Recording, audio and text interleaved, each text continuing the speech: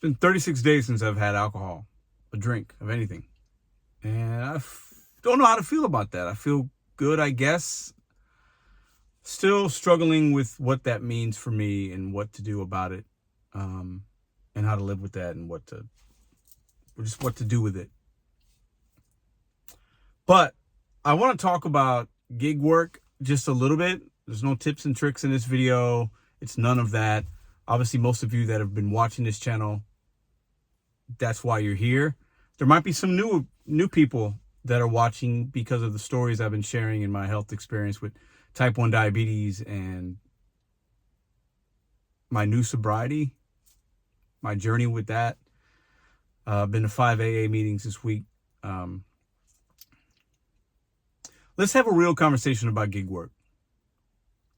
I've made thousands of videos about it, talking about the benefits, the pros, the cons. I've always kind of thought and said vocally on YouTube and to other people when they would ask me if I'd meet them or whatever, that I didn't think this was a good line of work full-time for a long time. I still in my heart and brain believe that. I think for a very small amount of people, they can make this work and it be all their money and there's no end in sight. And you make gig work for you. That's what the great thing about gig work, whether it's food delivery, rideshare, other type of gig apps, because the gig economy is going to continue to grow. It's not going to go anywhere. The good thing is you can make it work into your life how you want, full-time or part-time, overnights, mornings, this, that. You go out for lunch, then you go back home and you do things with your family or yourself, and then you go to dinner, go back out for dinner to make your money. Like, you turn it on, you turn it off, you work one app, you work 20. You make it work for you. There's a lot of power in that.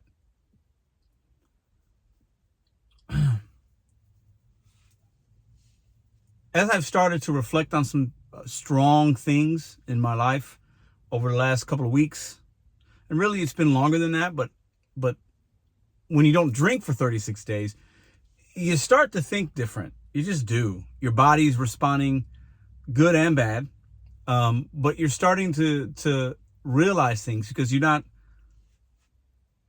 some of your moments in your day or your week are not clouded with a mask of alcohol.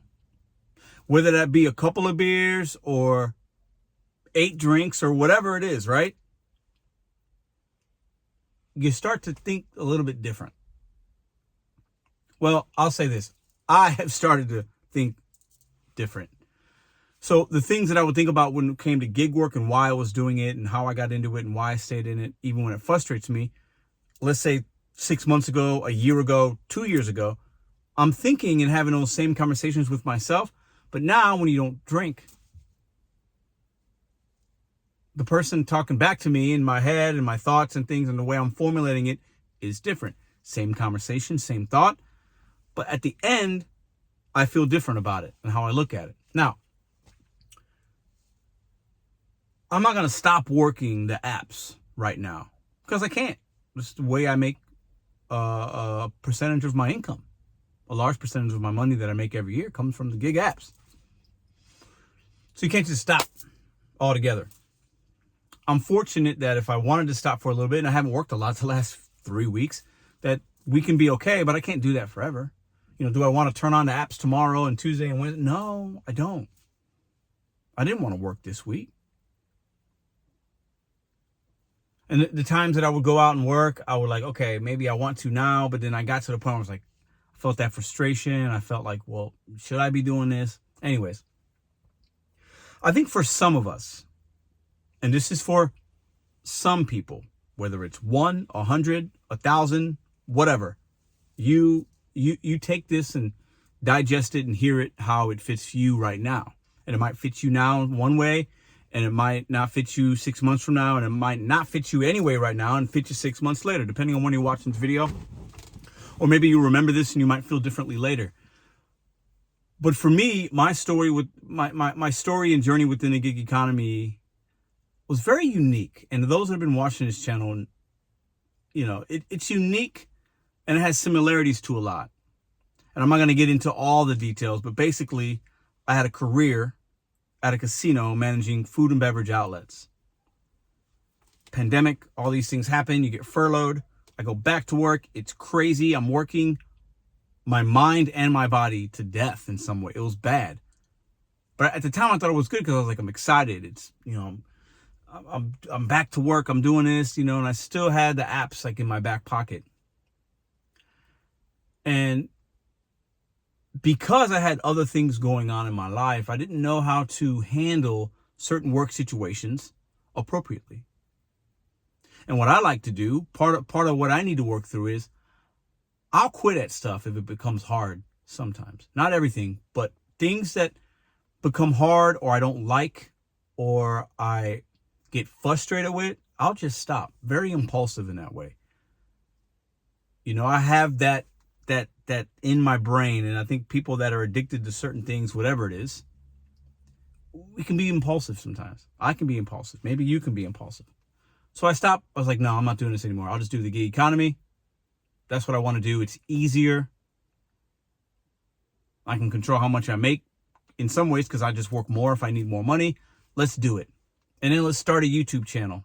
Let's try to help 100 people a day. Started doing that. And while YouTube isn't easy and gig work isn't always easy, overall, both of them are easy because I have complete control over most of the situation. I can make a video, not make a video, turn an app on, turn an app off. I have to answer to nobody. There's no boss. You're independent. Think about that word, independent. There's power in that. We talk about it as gig workers, right? But for somebody that doesn't know how to handle independence in a healthy way, it could be the death of you. It could be a detriment. It could be negative. It might turn negative at some point. And I think that, and even some of y'all might be noticing, just the videos, they're positive, they're this sometimes, but then mostly over the last year, most of my content can be kind of negative when it comes to the gig apps because I don't like doing it. But I stay in it because there's no accountability. It's easy. I don't have to answer to anybody. And if you get deactivated off an app, you just get another one. It's so easy. The barrier of entry is easy. Anybody can do this work. And that's why some of you might stay. That's why some of you might have came to it. Most people come to it and do it very small amount of time. And, the research and the numbers back that up. And they're in and out and it's done. And they use it as a tool for a moment in their time when they need it. Also, a great reason the gig economy is still fantastic. But looking back, have I been in it too long? Do I need some level of accountability in my life? Absolutely. Oh, yeah. Because with somebody like me, I need that. And I've had it at other times and it was good. And when I don't have it and I just try to hold myself accountable, things can be not great. Whether it's with my diabetes type 1 health or with my bad relationship with alcohol, my coping, my shame, all that. The gig economy has done a lot for me. YouTube's done a lot for me. But I think in a large part, I've been lying to myself about just what the gig economy really what it's done for me, what it means to me, and why I've stayed in it. Because I get frustrated doing this work. You guys have seen it. I've talked about it. But it's kind of like that, I would when I was doing DoorDash and the other apps, I would liken it. And I've made these comments in previous videos.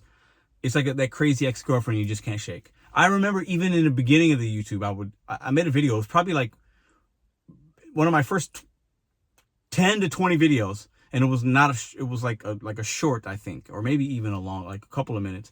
And I talked about crazy ex-girlfriend. I just can't shake it. It's like that crazy ex-girlfriend where like the sex is good or this or that, or you like things about them, but you know they're not good for you, but you don't let them go. Who can relate to that? Who knows that the gig economy might not overall be healthy for them or good for them or a long-term solution financially and whatever else, but you still stay in it. You still do it. What's the reason? What's your reason? I'm not here to give you the answers. I don't have them. It's a question.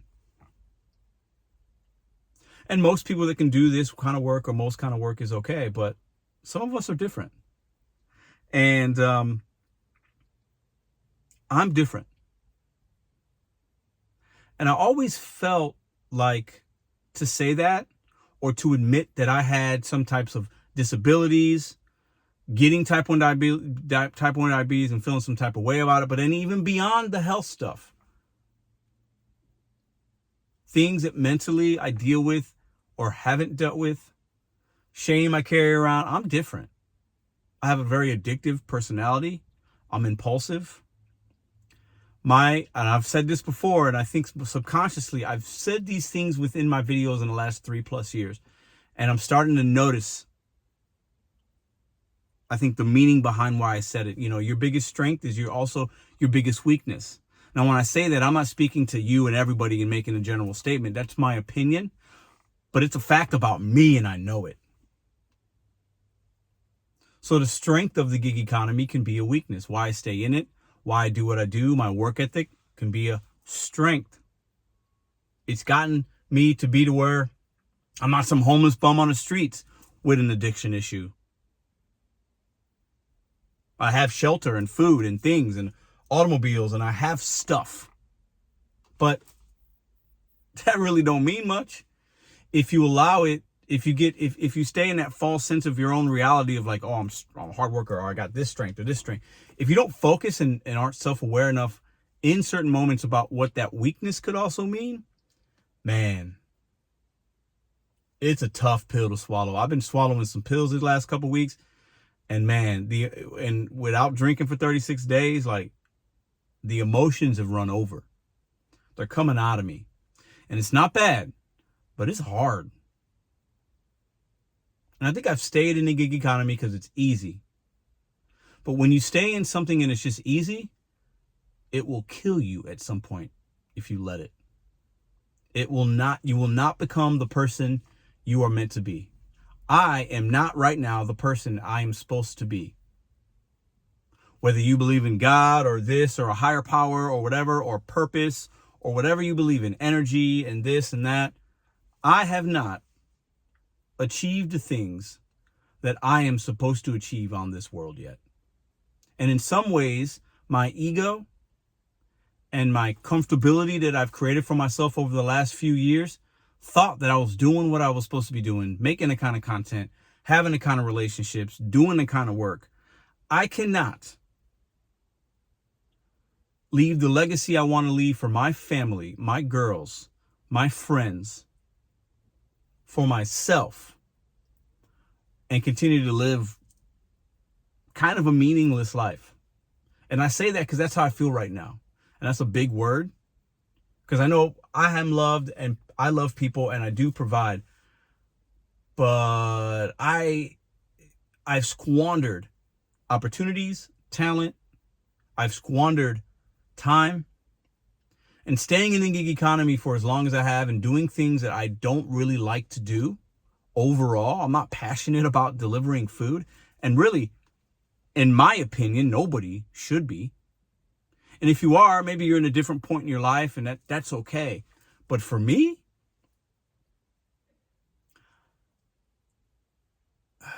I have to be engaged in the things that I do. I don't like,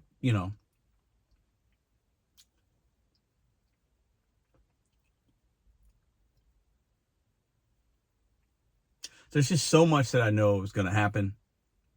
And it's scary to think, man, do I get a W-2? Do I try to start my own little actual business? Those are scary things. One, because if I go back to a W-2, I feel like I'm defeating. I feel defeated. I feel like that's a big loss. But in the grand scheme of things, it might not be, because there's a lot of benefits to having a W-2, like literal benefits.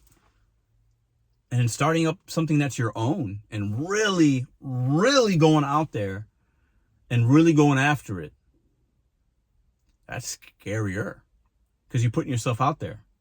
And I'm not ready for either of those things right now. I'm not going to be somebody that's going to make big life-changing decisions right now, because I'm not in the space to do it. And I don't need to do that right now.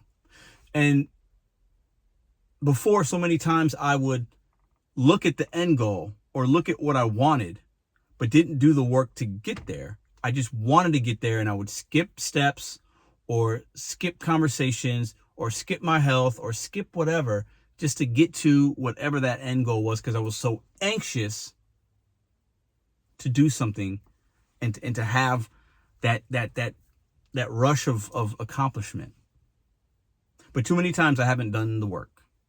I haven't fully done everything and stopped and paused.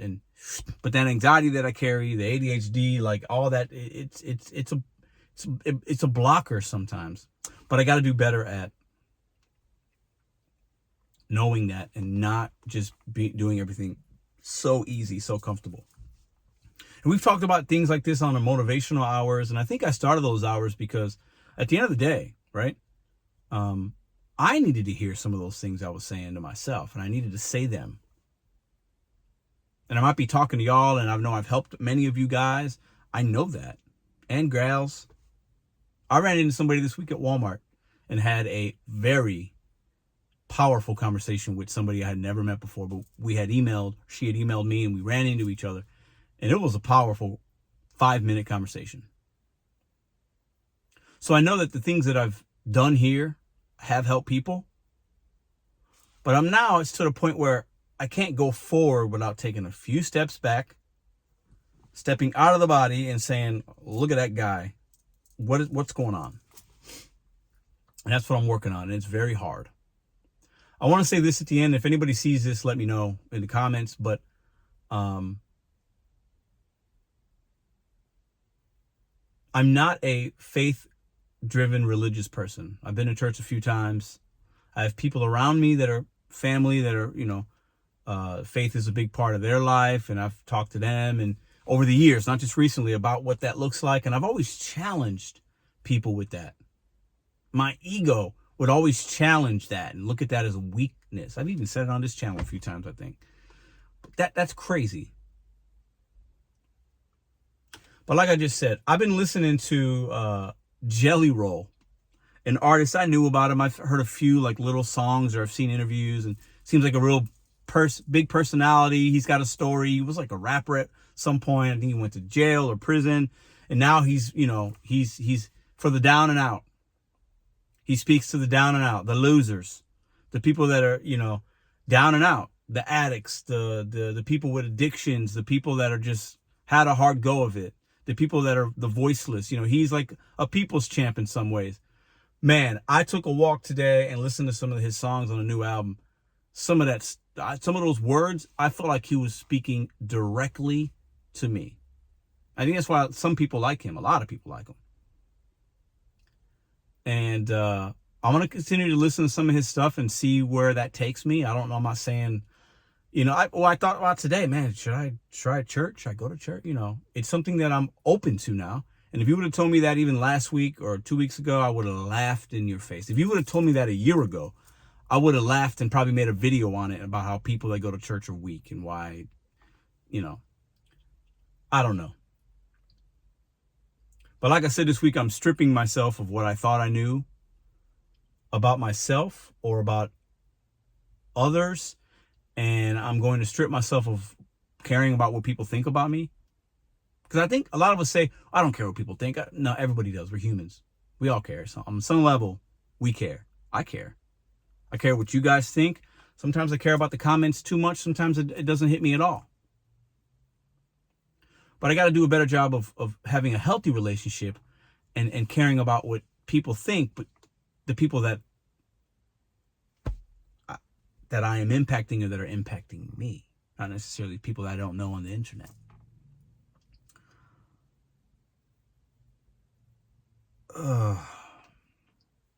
Today's Sunday. It's a beautiful day in St. Louis. It's been an emotional day. Not a bad day, but emotional. A lot of thoughts, but I'm feeling it, and it's okay to not be okay and feel okay. And I'm trying to let go of little pieces of the shame monster in me. I'm trying to just not make them as big and get them out of me and say, I love you, because he's been such a big part of my life, but I don't need you anymore. And I got to figure, I can't just completely get rid of you. because I'm not there yet. There's a lot of work that needs to be done, but I need to take little pieces away so that I don't feel like he's taking over me. Because I feel like in the last few years, especially, but even before then, man, he just would take over so much.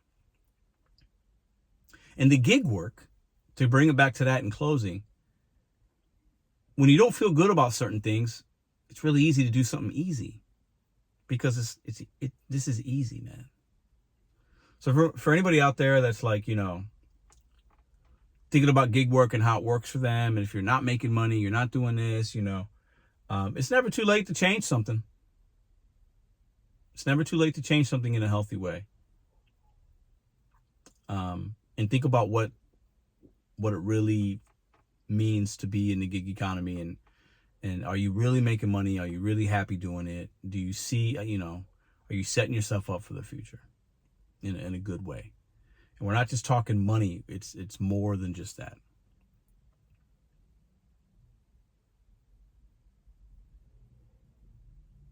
And I got to say, it feels weird but good to not be talking about the gig apps in a way of, look at this order, look at this miserable customer, I didn't get a tip, look at this. It feels good. I think I've made so many videos like that it just welled up in me, that negative energy that I was putting out there, along with the other things I got going on.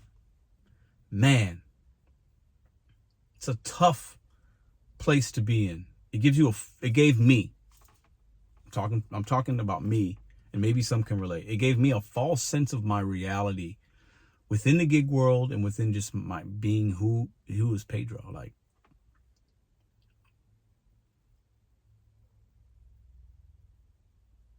I got a lot of work to do, but there are just a very small few people that I am going to lean on. And it's not going to be easy. But the gig economy, I don't know what my role in it is. And that's a little even hard to admit, because it's like, I've been doing it for how long. And it's like, it's easy. You just turn an app on. You don't have the uniform. You don't have this. I mean, I let my hair go crazy. I got like a little bit of a cleanup here. I actually went and had them like just clean me up and get a little haircut. I mean, sometimes I let the beard go crazy. I look at certain videos I made on YouTube. I'm like, dude, you don't look great. I'm working in the gig economy. It doesn't matter what you look like. Never would have looked like that working at the casino. Self-care. Anyways, that's the video. I appreciate y'all. I'll see you when I see it.